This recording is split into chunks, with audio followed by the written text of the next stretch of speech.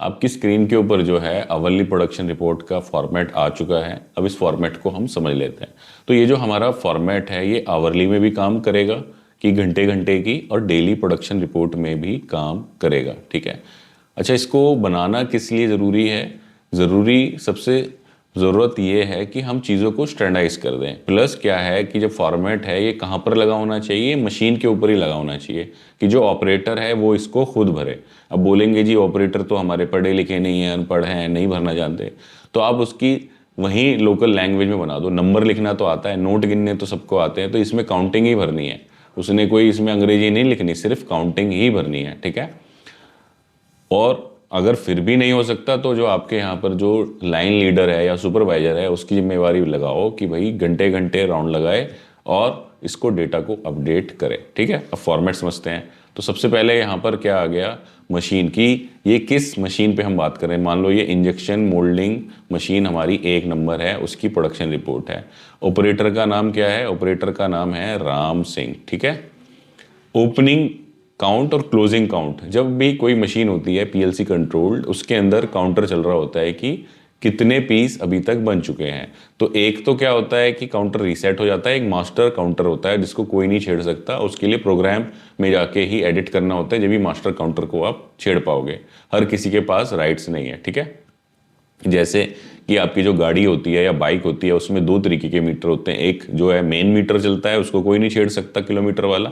एक होता है ट्रिप मीटर।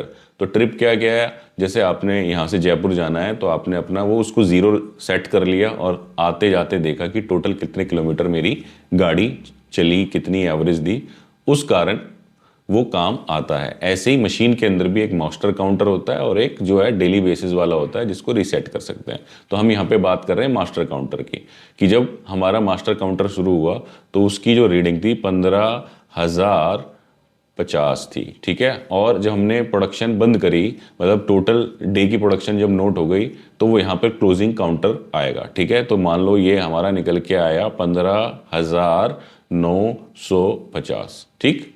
उसके बाद में आता है शॉर्ट वेट, कि ये जो प्रोडक्ट बन रहा है उसका शॉर्ट वेट क्या है? शॉर्ट वेट बेसिकली क्या है कि जब एक शॉट लगा, यानी कि ये हम मोल्डिंग प्रोडक्शन रिपोर्ट देख रहे हैं, सिमिलर पैटर्न में आप सीएनसी का भी बना सकते हो, प्रेस शॉप का भी बना सकते हो। ठीक है। इसका हमने जो कोर्स है वो अपने जो ऐप है हमारी AYT इंडिया अकेडमी, उसके ऊपर भी DPR OE के नाम से बना करके डाल रखा है। वहाँ आपको ये सारे फॉर्मेट्स वगैरह उनको कैसे भरना है वो भी जानकारी और डिटेल में मिल जाएगी। अब शॉर्ट वेट क्या होता है? जब मोल्ड खुलता बंद होता है, ठीक है, इंजेक्शन मोल्डिंग के अंदर, तो उस एक शॉट के अंदर उसके अंदर कितना मटेरियल जा रहा है उसको हम बोलते हैं शॉर्ट वेट। ठीक है। तो मान लेते हैं ये हम 150 ग्राम का मेरा शॉर्ट वेट है। अब यहाँ पर हम क्या लिखेंगे? यहाँ पर हम डेट लिखेंगे। डेट हो गई हमारी 25/10/2025, शिफ्ट हो गई A। ठीक है। अब यहाँ पर ये सारी डिटेल्स आती हैं जिसके अंदर है हमारा टाइम है, उसका पार्ट नेम है, मटेरियल नेम है, कैविटी है। इनको एक एक करके समझ लेते हैं। ठीक है। तो ये जो इतनी डिटेल है यहाँ से लेके यहाँ तक, ये सारी क्या है? ये हमारे प्रोडक्ट से रिलेटेड है, जिसके अंदर यहाँ सारे टाइमिंग डले हैं कि 8 से 9 कितना काम हुआ, 9 से 10, 10 से 11, 11 से 12, 12 से 1, 1 से 2, 2 से 3, 3 से 4, ऐसे करके टोटल ये कितना 12 घंटे का यहाँ हमने बना रखा है। या इसको आप अपने शिफ्ट के हिसाब से भी बना सकते हो। ठीक है। तो पार्ट हमारा चल रहा था यहाँ पर ABC। ठीक है। मटेरियल उसके अंदर लगता है ABS। कितने कैविटी का टूल है? 2 कैविटी का टूल है। साइकिल टाइम कितना है? 30 सेकेंड है। टारगेट मान लो 30 सेकंड के हिसाब से कितना हुआ घंटे का टारगेट, वो हम यहाँ पर लिख देंगे कि 30 सेकंड के हिसाब से, यानी कि 30 सेकंड में हमारे कितने पीस निकल रहे हैं? 2 कैविटी का टूल है तो 2 हमारे पीस निकल रहे हैं 30 सेकंड के अंदर 2 पीस। ठीक है। तो 1 मिनट में कितने निकलेंगे? 4। और 60 मिनट में कितने निकलेंगे? 6 चौक 24, यानी कि 240 पीस हमारे टारगेट हो गया घंटे का। ठीक है। अब इसको हम नीचे ऐसे ही हर घंटे के लिए भरते जाएंगे। ठीक है। जहाँ पे मेरा मोल्ड जाके चेंज हो जाएगा वहाँ मैं XYZ प्रोडक्ट कर दूंगा और यहाँ पे मेरा नाइलॉन।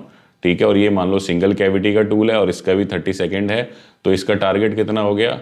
हमारा 120 पीस हो गया टारगेट। ठीक है।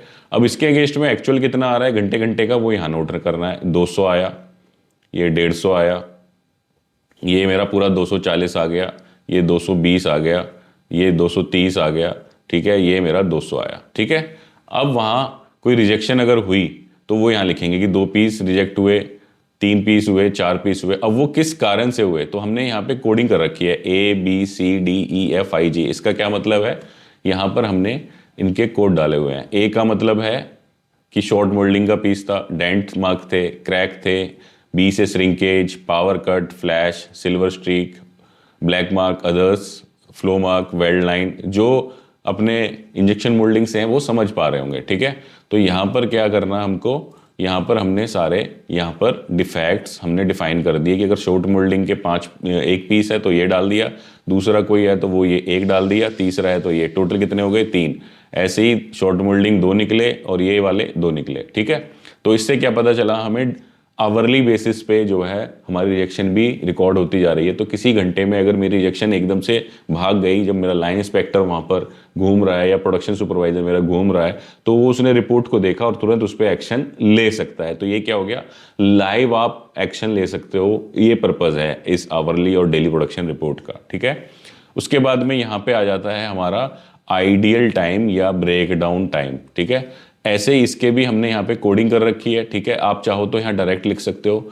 कोडिंग क्या है कि 1 से क्या है कि भाई मैन पावर शॉर्ट थी, 2 से क्या है मोल्ड ट्रायल चल रहा था मेरा, बिन शॉर्टेज थी, मटेरियल शॉर्टेज था, मशीन अंडर ब्रेकडाउन थी, नोजल ब्लॉक हो गया, मोल्ड की प्रॉब्लम थी, पावर फेलियर हो गई, क्रिस्टल इंसर्ट शॉर्टेज पड़ गए, प्रोसेस सेटिंग थी, अदर कोई थी, ठीक है।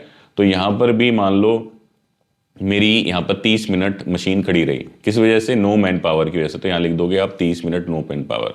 यहाँ 60 मिनट खड़ी रही, 30 मिनट नो मैन पावर की वजह से खड़ी रही, ठीक है। और अपनी मशीन ब्रेकडाउन की वजह से 30 मिनट, यानी कि 5 नंबर कोड। आप डायरेक्ट भी यहाँ पे लिख सकते हो सारे, ठीक है। हमने थोड़ा फॉर्मेट को ज़्यादा खिचड़ी पिचड़ी ना पके, इसलिए यहाँ पे कोडिंग कर दी है। तो ऐसे करके हर घंटे का आपको नोट करते जाना है नीचे तक। अगर कोई यहाँ पे रिमार्क्स लिखना चाहो, कोई चीज़ ऐसी है जो नहीं रह आ पाई इन्फॉर्मेशन, वो यहाँ दे सकते हो आप, ठीक है। तो ऐसे करते करते आपने नीचे तक आना है। फिर लास्ट में हमने यहाँ क्या कर दिया, रनर वेस्टेज लम्प्स, ठीक है। रनर जब मटेरियल इंजेक्शन मोल्डिंग का बनता है तो उसके अंदर कुछ स्क्रैप्स और लम्प्स जनरेट होते हैं, तो वो हमने यहाँ पे नोट डाउन करने हैं। फिर यहाँ पे हमने टोटल प्रोडक्शन लिखी, जो हमने पूरे दिन में प्रोडक्शन बनाई वो लिखी, ठीक है। ऐसे ही यहाँ पे रिजेक्शंस, जिस किस कारण से टोटल कितने रिजेक्शंस आए वो, और ये टोटल कितना आया वो लिखा हमने। इसी तरीके से यहाँ पर जो आइडियल टाइम है ब्रेक डाउन का, उसका यहाँ पर हमने टोटल लिखा, जैसे 90 मिनट है, ये इसकी वजह से 60, इसकी वजह से 30, ऐसे करके हमने यहाँ पे टोटल लिखे, ठीक है। ये रिपोर्ट फिर किसने साइन करी, इसको साइन करेगा हमारा ऑपरेटर साइन करेगा, और उसके बाद में जो है हमारा यहाँ पर जो है सुपरवाइजर के साइन होंगे, ठीक है। उसके बाद में हम यहाँ पर प्रोडक्शन हेड के पास ये रिपोर्ट को लेकर के जाएंगे, या प्रोडक्शन इंचार्ज के पास लेकर के जाएंगे। अब यहीं पर हम एफिशिएंसी भी निकाल सकते हैं, क्योंकि हमने साइकिल टाइम लिखा हुआ है, उसके हिसाब से हमने यहाँ पे एफिशिएंसी निकाल दी, ठीक है। और मशीन यूटिलाइजेशन भी निकाल दिया, और पीपीएम रिजेक्शन परसेंटेज भी निकाल दिया।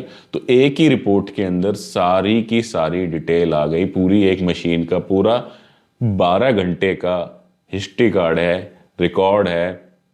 कभी भी कोई दिक्कत आती है, आपको बैकएंड में जाके देखना है कि कौन ऑपरेटर चला रहा था, इतने बजे से इतने बजे तक क्या पार्ट चल रहा था, क्या रॉ मटेरियल यूज़ हो रहा था, उस टाइम कोई प्रॉब्लम तो नहीं आई थी। जैसे मान लो कोई कस्टमर कंप्लेंट आ गई कि भाई शॉर्ट मोल्डिंग की, वहाँ आपने जा कर के देख लिया कि उस दिन किसने पार्ट चलाया था। तो शॉर्ट मोल्डिंग ऐसा तो नहीं है कि उस दिन बहुत ज़्यादा लाइट गई हो या आई हो, बार बार इंटरचेंजेस हुए हों। तो वो सारी की सारी जानकारी आप एक फॉर्मेट के अंदर लेकर के आ सकते हो। इसको लगाना कहाँ पर है, इसको लगाना है बिल्कुल ऑपरेटर के सामने, हर मशीन पे डिस्प्ले होना चाहिए, फाइल के अंदर नहीं होना चाहिए, अदरवाइज इसका कोई फ़ायदा नहीं है। फिर तो आप शाम को एक रिपोर्ट बना लो कि पूरा प्रोडक्शन क्या निकला, लेकिन इसका अल्टीमेट पर्पज़ क्या है, लाइव मॉनिटरिंग है। तो इसको मशीन के ऊपर डिस्प्ले होना चाहिए, ठीक है। और घंटे के अंदर इसको हमने रिकॉर्ड करते जाना है कि घंटे के घंटे कितनी मेरी प्रोडक्शन हो रही है। और इसी के बेस पे जो है हम क्या करेंगे, जो हमारी ओई शीट है या डीपीआर शीट है उसके अंदर डेटा फीड करेंगे। अदरवाइज तो क्या है, सब कहानी है। तो इस तरीके से आप पूरा का पूरा जो आपका प्रोडक्शन है शॉप फ्लोर के ऊपर उसको मेंटेन कर सकते हो। इंडस्ट्री चाहे कोई भी हो, सीएनसी मशीन शॉप हो, आपकी शीट मेटल की शॉप हो, फैब्रिकेशन की हो, प्रिंटिंग प्रेस हो, कॉन्सेप्ट सारे सेम होते हैं। बस वहाँ के हिसाब से थोड़ी बहुत चीज़ें फॉर्मेट के अंदर चेंज हो जाती हैं, लेकिन आवरली प्रोडक्शन रिपोर्ट का फॉर्मेट और कॉन्सेप्ट यही रहने वाला है। उम्मीद है दोस्तों वीडियो आप लोगों को पसंद आई होगी। वीडियो अगर पसंद आई है तो वीडियो को लाइक करना ना भूलें, और चैनल पे पहली बार आए तो चैनल को सब्सक्राइब कर दें, और साथ ही साथ शेयर करें वीडियो ज़्यादा से ज़्यादा लोगों के साथ, ताकि ज़्यादा से ज़्यादा लोगों तक ये जानकारी पहुंच सके। धन्यवाद।